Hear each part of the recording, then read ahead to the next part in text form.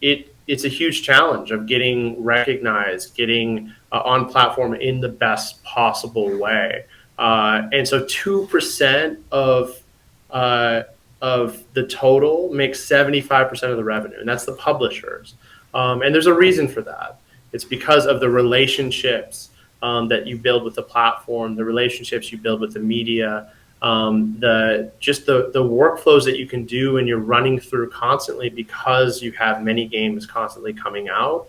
That is where there's a big benefit to publishers. Not to say you can't succeed. Obviously, 25% of the revenue is done by self-publishers, but it is a larger challenge to overcome. And so I'll talk through a little bit around that challenge. So going through kind of some of the different options and routes of things, as I mentioned before, self-funding, self-publishing is an absolute route, and a lot of people take it. In fact, most people take this route, where you are bootstrapping your game, you are covering all development costs. And the benefit of that really is around you being able to keep all of your revenue. Now, the challenge with that is you have to then handle all of the marketing, all of the production work. You have to pay for any of the services that you need. You need to figure out how to put it on platform. And all of that is a huge challenge in pulling you away from the game that you're making, which for a lot of folks, that is not their expertise in these other areas. And so that is a larger challenge to overcome as you kind of go to market. And you still have to pay the platform fee, which is typically on almost all platforms a 30% platform cut, except for Epic Games Store, which takes a 12% cut. So there's a big advantage to going on that platform. But you do get to keep the remaining 70 to 88%, which is a big benefit. Going with a publishing partner, they will pay for some, most, or all of your development cost, and tend to split revenue with you. Now, a publisher will typically take anywhere, depending on where you're at, how much you've already put in, but anywhere from 30 to 70% of the revenue. I tend to feel like it should be more in the middle of a 50%. A publisher's putting a lot of risk because they're paying for all of the costs up front. But also at the same point, it is the developer's game. It's what their vision, it's what they're building. So it really needs to be a partnership. And it really is dependent on the partner you're going with and their philosophy, and then ultimately what stage your game is at overall. And still, there's that platform fee. Other sources. There has been a large growth of other sources outside of kind of the more traditional either self-funding or publisher route.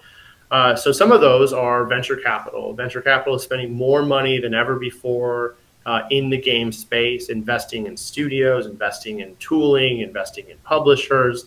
So that is a route. In the same vein, angel investors, meaning individuals or groups of individuals that are investors, will invest in different areas as well. So that's always a route. There's government grants. Checking with your country or your state, there are a number of routes for getting funding via the government. And so I think exploring that and what those routes are and the availability for that in the game space, some of it might not be fully dedicated to games. It might be more tech related or new industry related, but that's a definite route. And there's a lot of money to be had in the government grants route.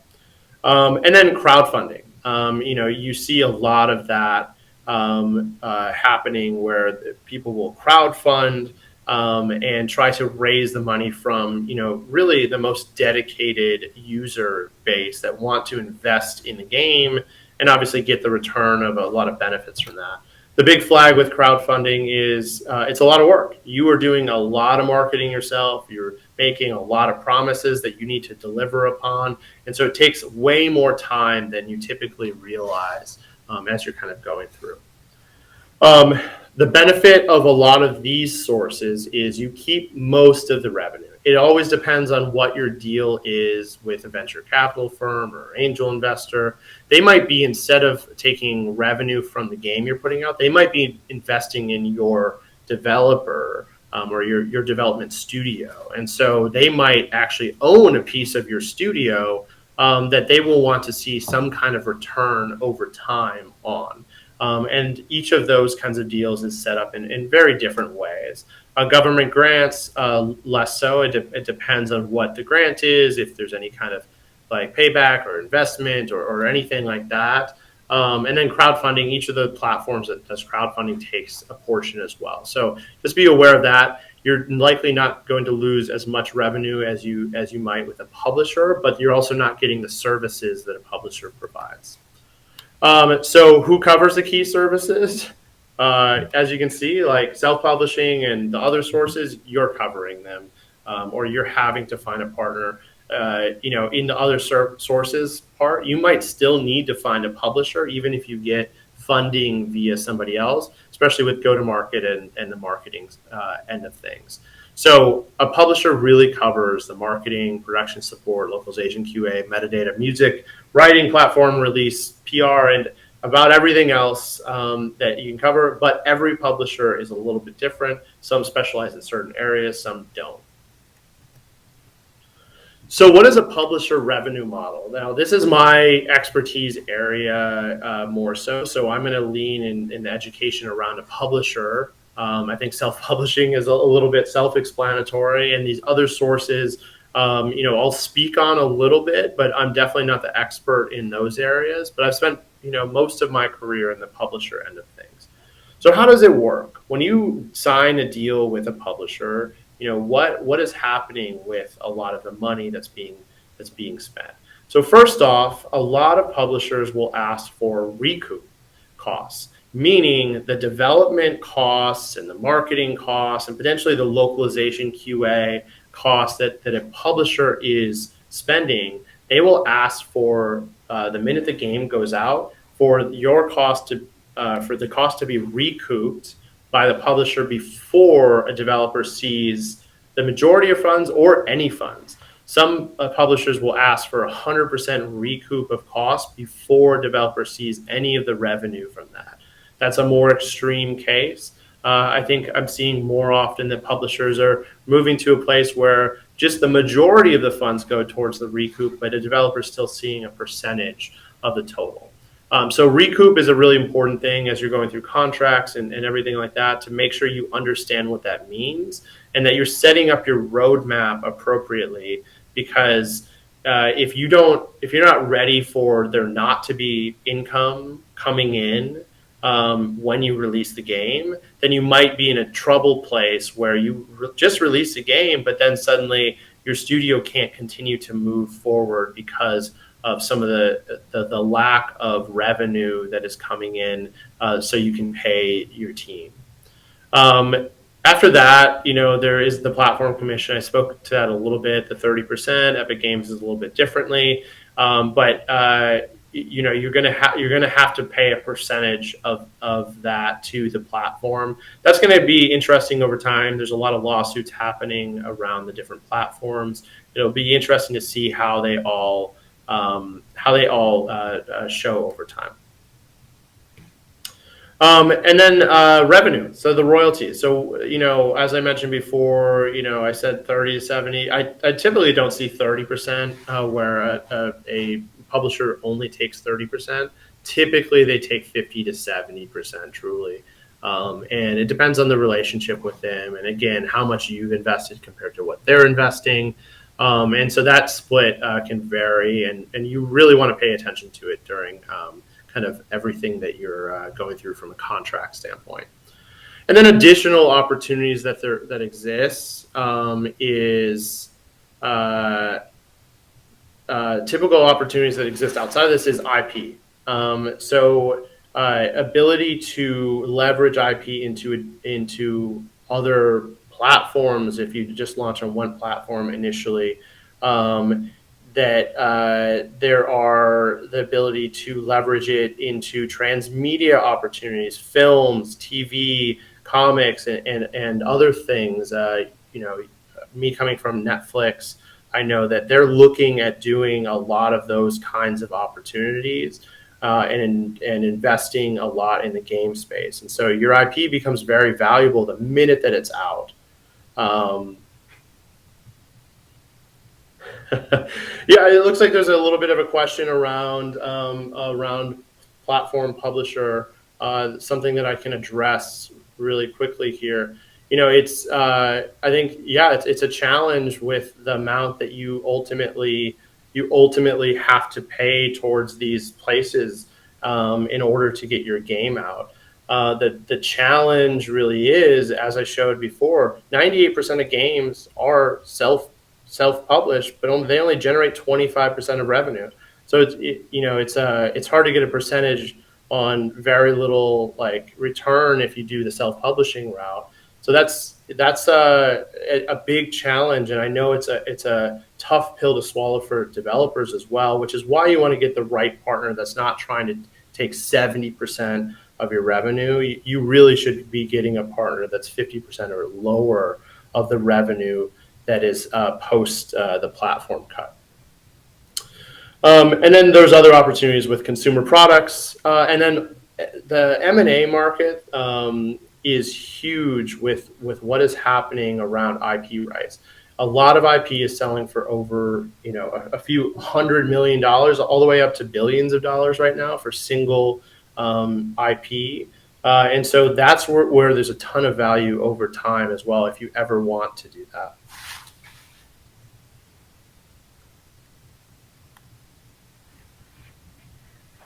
Okay, so the publishing model, really what a publisher does is they work through they take the strategy, culture that they've built as a publisher and what they represent. They know the opportunities, they've done a lot of due diligence, and then they typically have a framework they bring a title into. Once a title comes in, a developer comes in, you're really adding that title in with a lot of marketing and PR support. The partnerships with media and press that a publisher unlocks because they have those relationships, the ability to turn on the community, have relationships with influencers, adding in additional languages that allow for a game to go even further globally, and then the addition of platforms over time. There's not as many games doing like a huge multi-platform release right away. What will happen a lot is you focus in on one or two platforms, and then you expand over time. And so you kind of add that over time, which obviously all of that generates revenue. And then you move into the place of post-launch content and support, of which you have a lot of the similar things, but then you add the additional content in, you add potential of consumer products. You're learning a lot. There's a lot of data insights happening during this time. And then ultimately, developers are also optimizing their game to continue so that there's a long tail of sales over time. Okay, so kind of going through the different support mechanisms and what a publisher provides. So the first piece is pretty simple: funding. The dollars that are being spent to really allow for a developer to continue down the path that they're on, and providing the funds that are needed ultimately. Really, like the development funding piece is a very negotiable piece. I've seen some developers not need any funding, of which they then take they are able to keep a larger portion of the revenue, and the marketing piece becomes the bigger piece that a publisher is providing. And so it depends on every deal that is happening. From the marketing support end, the game's ability to stand out in a crowd and market to that crowd is a key to its success. That's something that, when you go the self-publishing route, it's a huge challenge because you don't necessarily have that. You don't have a built-in audience.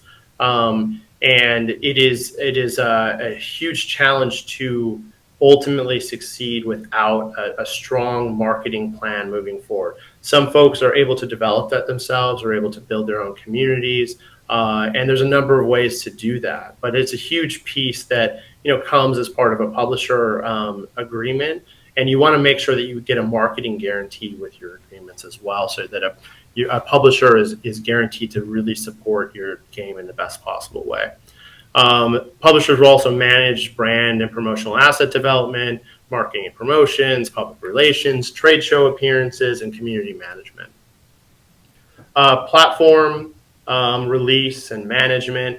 It's a huge challenge. Like if you have never released to a platform before, there's a number of hurdles you have to go through to get certified on any given platform. And a big key from a publishing end is they have a lot of the services already in place.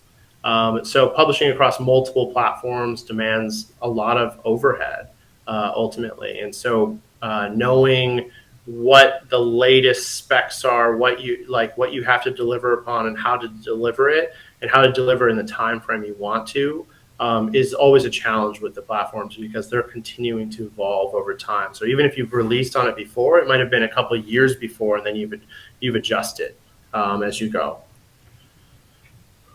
And then moving along to the production support, and then Corey, I'll address your questions around it, because I think there's some resetting that's needed on your expectations. So production support is a major way of guiding towards a timeline that is ultimately needed, and how to best support that the game as it continues to proceed forward. So oftentimes a publisher will have publishing producers that will partner with you and guide you to ultimately ensure that you're ultimately delivering on the timeline that you've agreed upon. Quality assurance, obviously high quality final release ensures that you're not getting returns from different consumers that are maybe disappointed with the final quality, and QA will really help you get to that point. And then there's a number of other additional services that a publisher provides, including localization, ratings, vendor outsource, and support. So Corey, I know that you see a bit of a challenge with kind of the existing model of things, and this is just speaking to setting expectations of what is in the market. I agree generally that publishers are taking a higher percentage than they should, but that doesn't mean that they aren't taking these higher percentages. It all depends on the agreement you're putting in place. If you're asking for $500,000, $1 million on something, and you've only put in, for your example, 50K on it, they have the higher risk challenge of it, thus why they're asking for the higher percentage of the game. But again, I agree that publishers have probably taken advantage of that, and they can absolutely cut down on that a bit if they change some of their business models and their approaches on things. And they do a ton of work. I think the appreciation of what they're providing and how they're bringing it to market, they're allowing you a larger audience to get to. And that's really the big benefit that a publisher provides, and also potentially giving you the funds if you aren't able to bootstrap a certain amount of things. So that's a big key as well. So moving along, there's also additional revenue streams that you can kind of look at over time. Really, like when we talk about additional platforms, it's all the active porting.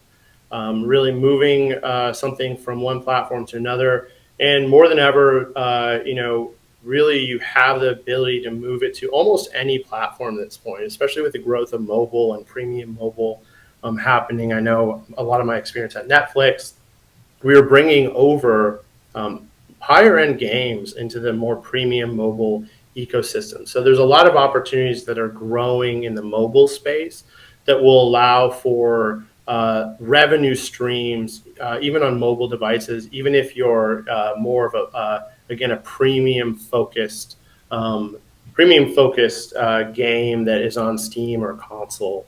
Obviously, also the advantage of moving from one platform to the other is you can get incentives. Xbox, PlayStation, others, if you are able to get enough momentum on, for example, Steam, you can leverage that momentum into additional deals that they might pay for the development cost or they might co-market with you. So some of those are large opportunities that people can take advantage of. And again, a publisher will help you get those because they already have some of those connections.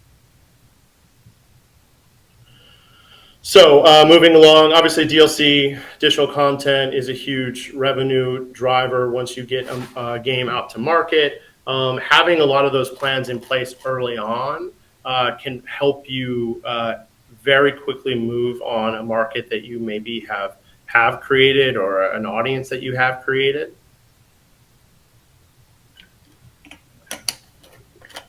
That really will help you ultimately keep them engaged over time and continue to build it, especially if you want to create a sequel, if you want to create multiple games within a franchise, and being able to keep them going with the existing game while you create your next game. Soundtrack is a much more common tactic these days around being able to sell your soundtrack, bundle your soundtrack, and being able to just up the revenue that you're bringing in because of that. It really can make a huge difference and move your game from, maybe losing money or breaking even to being profitable by having something like that. A powerful lever that publishers use is publisher sales. They're able to use the large portfolio of titles that they built out and take your game and move it into it to push it all together. And then also just being able to just bundle and do things with certain other titles as well is a huge advantage because those are the spikes that really generate revenue over time and keep your game's tail going. Platform exclusivity can also be a revenue driver. You have to be careful with it because sometimes what will happen with a platform is they'll offer a lot of money up front to ultimately get an exclusive with you. But you have to really measure that against what you expect to perform. So it's a bit of a risk. You could be putting a ceiling on your revenue on a given platform by accepting something like that. So always just make sure you spend the time and due diligence to estimate like what you would get without that compared to what you would get with it, and always negotiate really hard on things like that. And then consumer products, there's just so many different avenues you can go with when it comes to the consumer products end of merchandising and really helping to build out your community even more.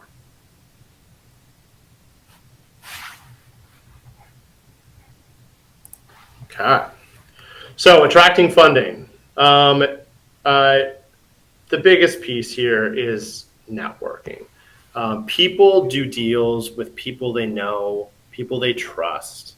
And as much as like you could have the best idea, the best team, the best strategy, incredible experience, if the people you're talking to that ultimately are looking to fund you don't have those relationships with you, it's really hard to get past that hurdle and for them to ultimately want to partner with you. So networking, at events, networking online, whether it be LinkedIn, and if you don't have a LinkedIn presence, I highly encourage you for at least your studio, if not individually, to have a presence because that helps people find you. That helps legitimize what you're doing, and it helps to build trust, which is a huge piece of ensuring that you are getting in with whoever it is funding. Again, it could be publishers, it could be VCs, it could be angel investors, it could be any of these, but the relationship piece is huge.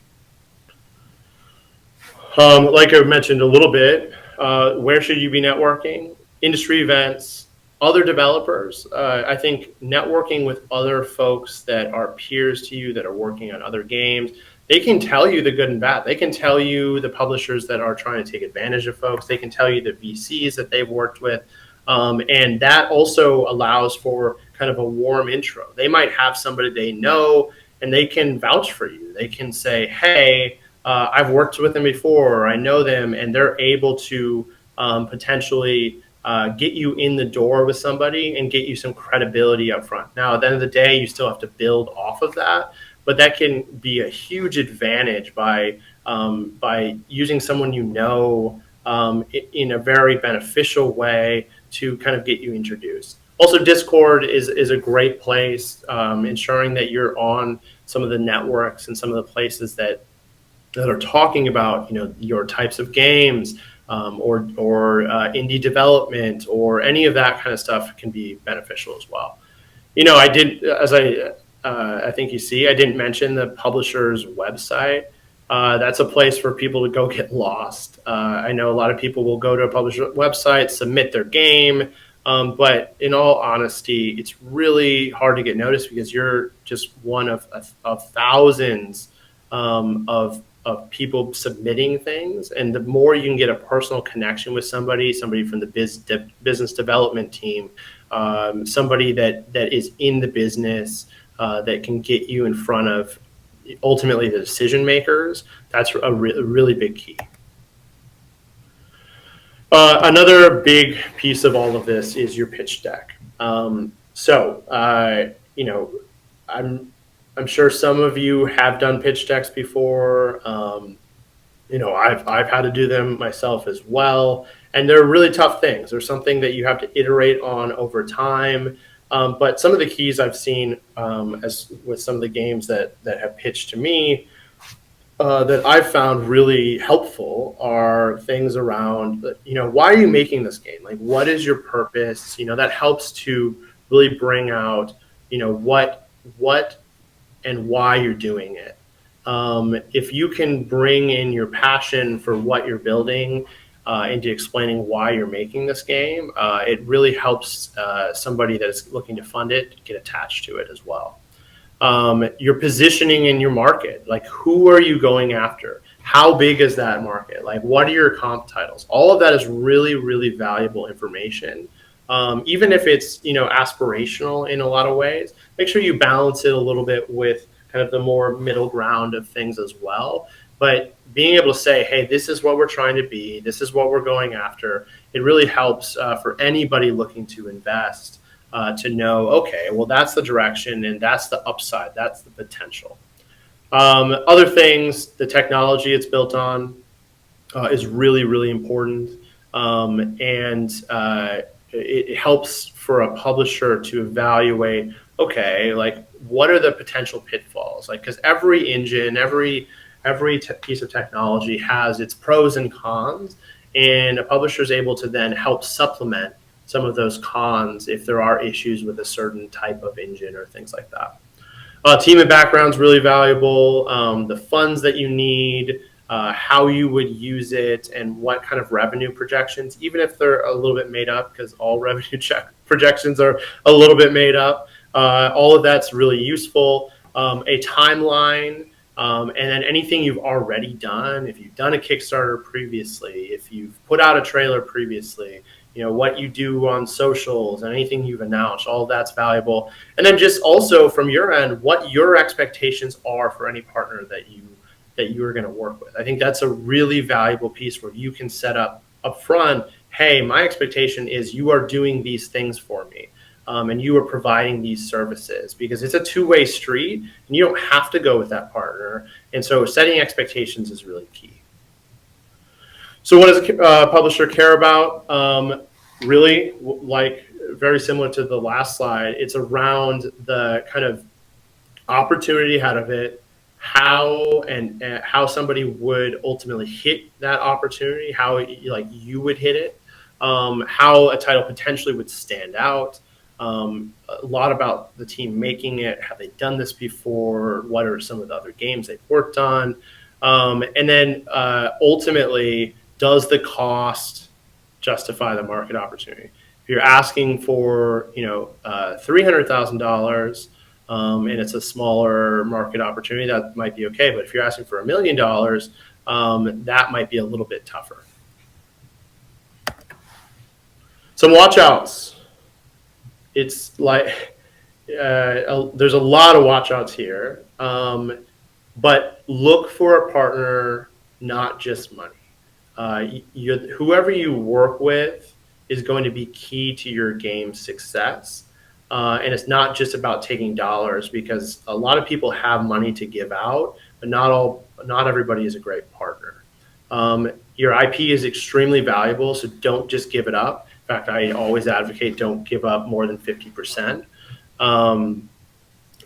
You need to be able to say no to a deal and feel like you can. A lawyer is incredibly valuable, and can call out some of the things that might not be beneficial towards you, especially long term. Always get a marketing guarantee, so that you know that they're going to at least invest a certain amount. Be careful about recoup, and as I mentioned earlier, always negotiate. Don't just accept terms. Not every publisher is equal. Not every dollar is equal. And then ultimately, know that these kind of new sources of money have different success metrics. A lot of VCs, angels will want to 10x their return. And so you have to have routes to do that, and just know that they're going about it in a little bit of a different way. So the funding process. So first, as I mentioned before, it's all about networking. This is going to get you in the door. This is going to allow you to be able to even pitch, and it might be formal. It might be informal. You could do it via social media. You could, it could be somebody you know. It could be somebody you don't know. But first impressions do matter in this space.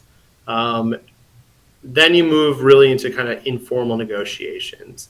Not every deal goes the same way. Typically, there is some level of information, some level of informal negotiation, so that both parties are on the same page.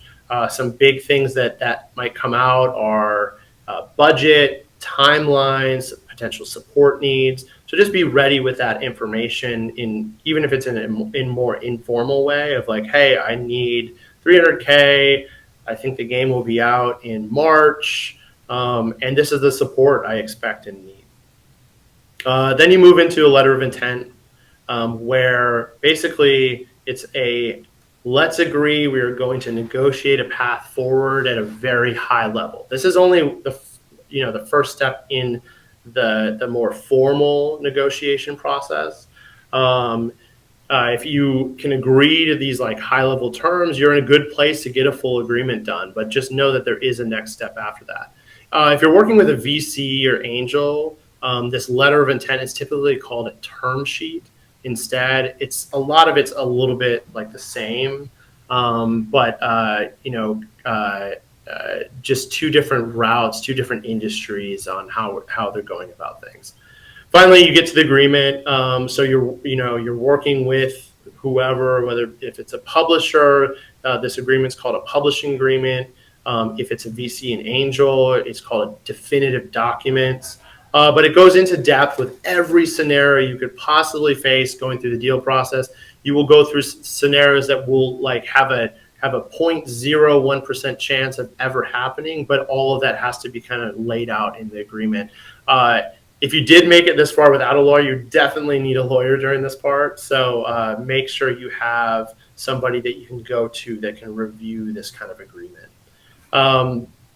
And then there's further negotiations. It'll go back and forth. There will be little things that are painful, but you're in a good place if you're already to this point. You'll also have a really good feel for whether your partner is negotiating in good faith or not, and also are they going to be a good partner moving forward. If they're a huge pain through this process, then they likely will be a little bit of a pain when you go to milestone schedules and things like that. So just watch that as you kind of get into the negotiations. And then finally, kickoff. Like, awesome, you got here. Hopefully you have all your limbs, and you have a desire finish your game and make it with a publisher, if you chose the publishing route. But this is the kickoff. This is where you will start to get a ton of resources and access to a ton of different things that will help up level your game and really go to market in the best possible way. So yeah, that is the basic process.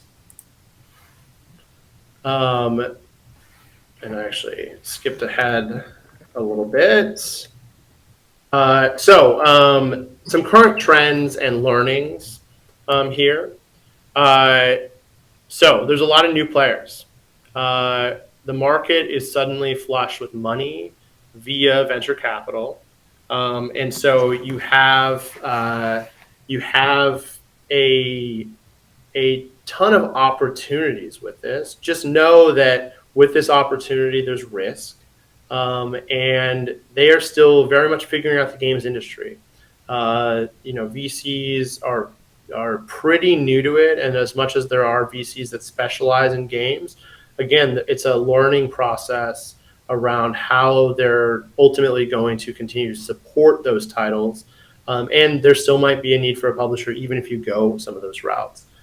Definitely embrace it, but just proceed with caution. Again, every route has pros and cons. Publisher has pros and cons. Self-publishing has pros and cons, and some of these other routes have pros and cons.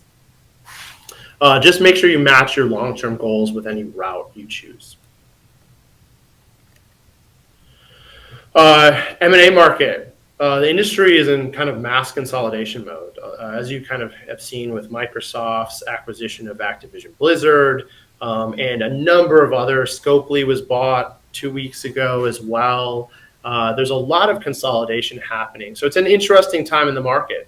I think for me, I look at it very optimistically, where there's going to be a lot of gaps and opportunities, especially in the indie space and the kind of AA space, where people are going to be able to, especially with the rise of some tooling and AI, going to be able to put out games in that space that can rival a little bit some of the bigger AAA space. There's also just a bit of a distraction at the highest end of the industry right now because of what is being bought, when it's going to be bought, all that kind of stuff. But as you can see, kind of even by these numbers, 4 years ago, it was $3.5 billion in mergers and acquisitions, and last year it was $122 billion. So a massive growth in this area, and I only expect it to continue. But it also means what you're building is highly valuable on this market, and so make sure you're always maximizing that value where you can. And don't just give up your IP. Case study, Scopely, as I mentioned here, similar kind of scope to see. They were sold for $4.9 billion, but they started out just over 10 years ago, 11 years ago, as a much smaller new startup company that had a couple of games. They acquired a studio with buddies, and then they grew from there. So part of it is you might be a studio that is looking to be acquired by somebody. And so making sure you understand like who is on the market, who's looking at investing, and how you get acquainted with them is really key if that is your route that you want to go. And then AI will change things. It's a heavily talked about topic, but what it really means is more tools. There's more developers than ever before. There's going to be more competition and more games coming into the market. But there's also going to be more innovation in the space, and as people learn how to really truly use these tools as they evolve over time. Obviously, AI has been around actually for quite a long time, and it just became the buzzword lately. But there is some really interesting innovation happening, and I expect it to allow for small studios to make bigger games than ever before with much smaller teams, and be able to perform just as well as some of the big AAA counterparts. So in summary, there's many funding routes. As much as I talked about the publishing end the most, because that's my experience, there are many routes, and make sure you explore each of them and evaluate each of them of how best to do that. Not every dollar is equal. Make sure you're really investigating how those dollars are going to be spent, how those dollars are going to be supported. Make sure you have a great pitch deck. It is so valuable. Like some games I've instantly known we're not going to publish just by looking at the pitch deck because it's poorly put together. Even if the game maybe had some potential, it's just hard to tell when there's a really bad pitch deck. Networking is so key. Make sure you network, connect with other people, connect with other developers. They will tell you if something's good or bad. And so networking is a huge key. And then find the right partner. You don't want to be taken advantage of. I don't want you to get taken advantage of. And so you have to really find the right partner to ultimately move forward with. So here's a little bit just about me. If you want to reach out, I'm on LinkedIn. Always happy to reach out and talk to folks.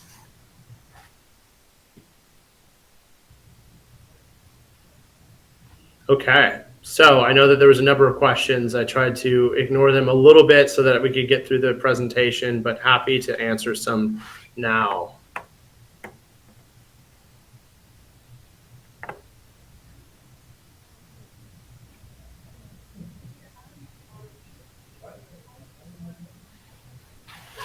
Yeah.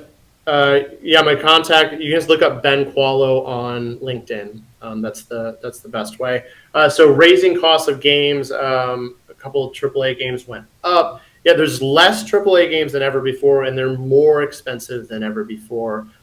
This is why I think we have an incredible opportunity in the indie space to do so so much with way less. And so I think the rising costs in that space is going to ultimately benefit the indie space. Some people will argue against that, but I'm very optimistic with it.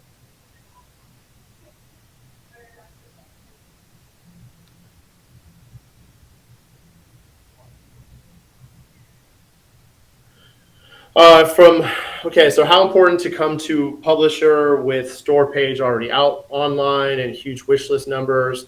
Is it a valuable metric for a publisher? Yeah, it is always a beneficial thing. It is not a requirement. If you are able to come with a large wish list number, awesome. That's great. But it's not like I've had games that I've funded that don't have that, and they've still outperformed games that maybe had a large wish list. So every publisher is going to look at it a little bit differently. It's definitely not a bad thing to have. Like if you're able to show you already have an audience really interested in your game, but it's definitely not a requirement either. My email is on this slide right here if you can see.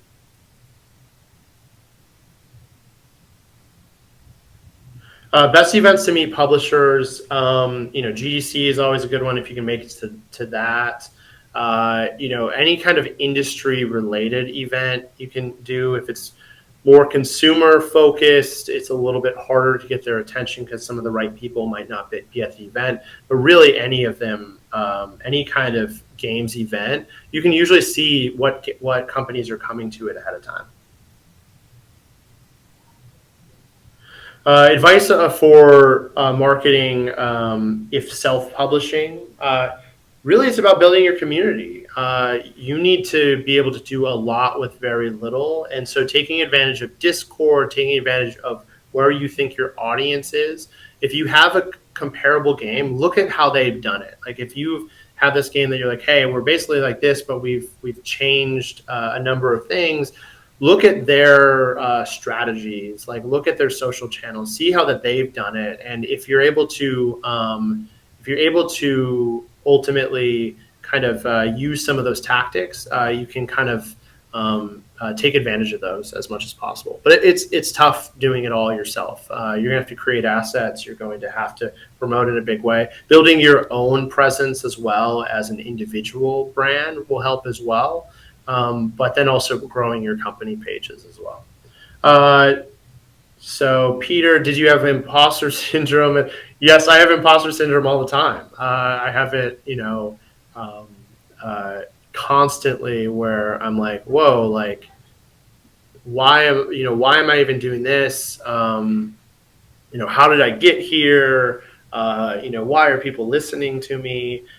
You question yourself all the time, and the biggest thing is just continuing to trust your gut on things, but continue to learn and grow, and being vulnerable is okay, and not always being fully confident in everything is okay, as long as you're learning and growing and trying to improve in every way. Number one red flag notice in pitch decks is if the investment number or timeline is just way either ambitious, too low, too high. Like it just is out of like scope for what the market opportunity is. That's a huge red flag to me.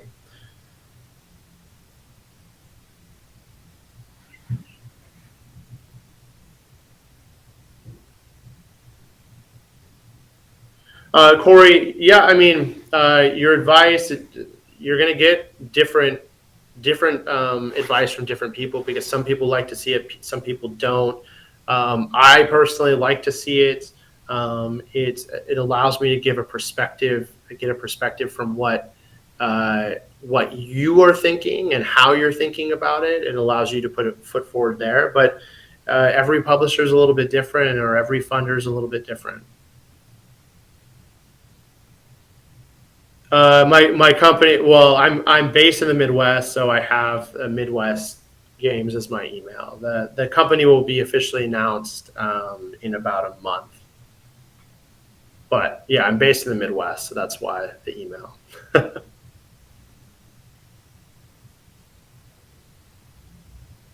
I think there is a copy of the presentation.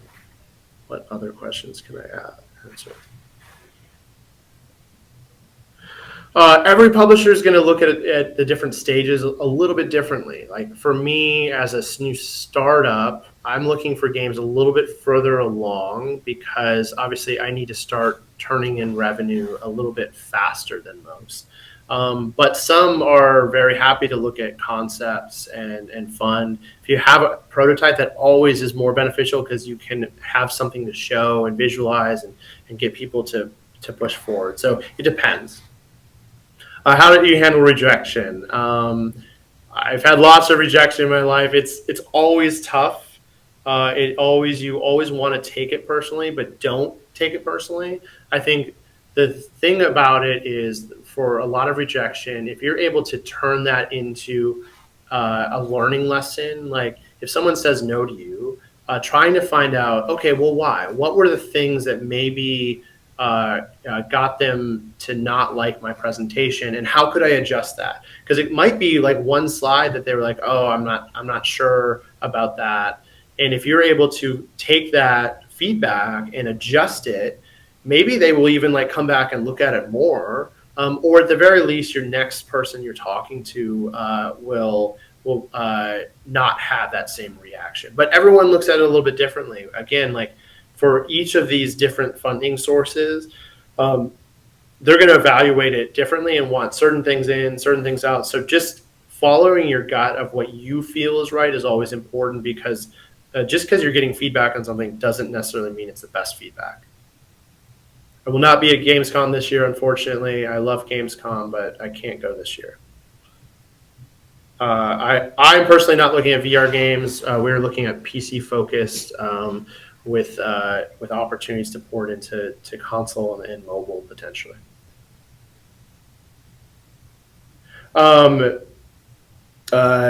So copies of contracts and agreements. There's a couple that are posted online. I'm forgetting right now the developer. If you look up in Google search like publishing agreements, there are a couple publishers that will post them. Yeah, Raw Fury. That's who I was trying to think of. Thank you. Raw Fury's contract is public. So definitely take a look at that one. That will give you a good idea of how at least their publishing agreements look like.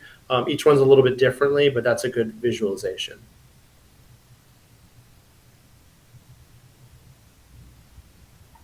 Awesome. Yeah, thanks, Nicholas. Yeah, fundamentally games. So there's two good routes, so it gives you a good opinion of things.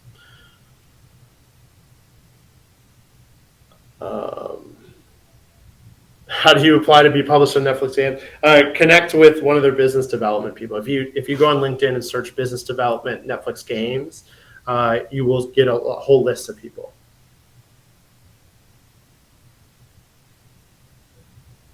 How do you, if a team size is too small at the moment, how do you adjust? How do you convince them? Come back to them and say, okay, we are looking to add these certain members. Get a good idea of what they think is too small or what they think is missing, and also say, hey, we could use that support from you as a publisher. Like, put it on them a little bit as well.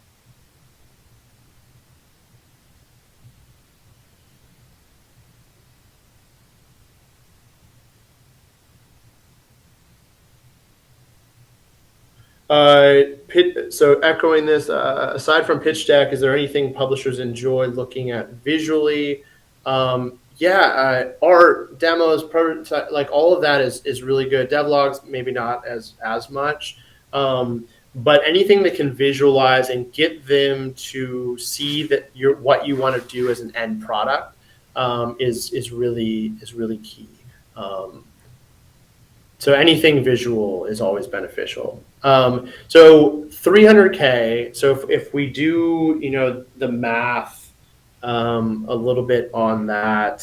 So 300K, you're going to need to sell. It depends on the price that you're going to sell it at. So how you would do that equation is just think about it from a publisher's angle of, okay, if you're investing 300K, what price are you selling it at? Publishers, if they take 50% of the revenue post-platform, that means they're getting 35% of the total revenue. And so whatever that equates out to from a number of sales perspective, that will be how you do it. Thanks, everybody. I appreciate your time. I hope it was beneficial. Please connect with me on LinkedIn if you'd like to follow up on anything or ask any questions. Always here.